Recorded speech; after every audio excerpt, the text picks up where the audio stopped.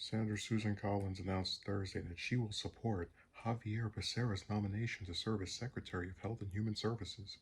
Collins said she decided to vote to confirm Becerra after several conversations with him on a range of issues, including lowering prescription drug costs and expanding healthcare access to rural areas across the country. She is the first Republican to come out in support of his confirmation.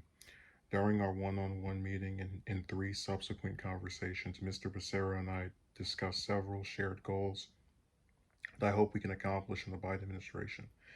They include lowering the price of prescription drugs for patients and reducing our dependence on foreign countries for drug manufacturing, she said in a statement.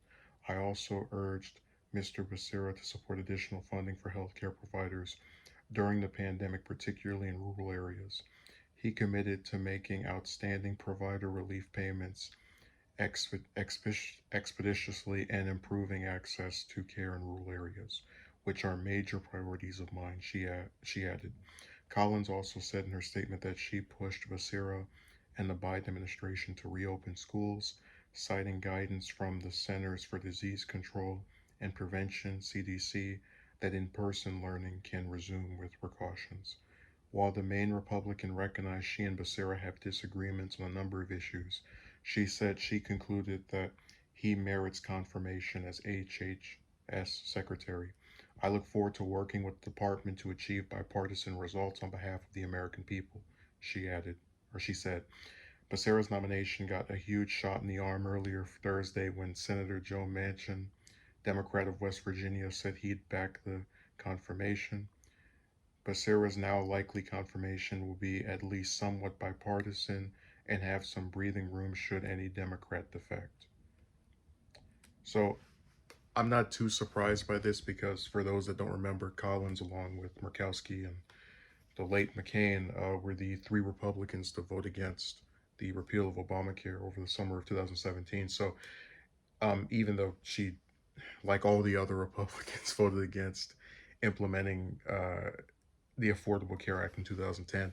What I'm saying is, of any senator, I thought it would be either her or Murkowski that switched over first.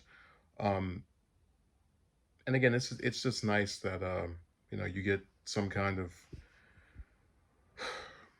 ability to not have to, because we I talked about how the Senate has become increasingly partisan. Like, you have Josh Hawley from Missouri, who literally has voted against almost every single nominee that Biden puts up, to where people have actually started joking that he was trying to, I guess, be the one person that voted against everybody.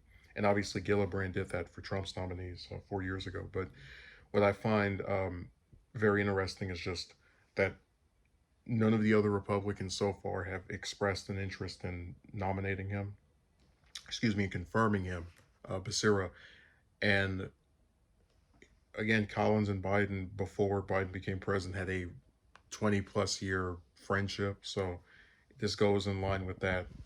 Um, I find this story interesting. Just the fact that they have this Senate where they're so partisan that they can't even get more than maybe like one or two of the other party's members to vote for their nominees. That's really sad.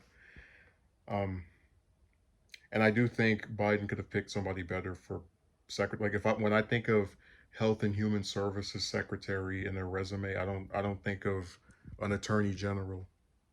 And he was my Attorney General from, because I'm from California, so that is a significant comment that he probably could have picked someone more qualified. But I think he should still get confirmed. I'm glad Collins is of the same position.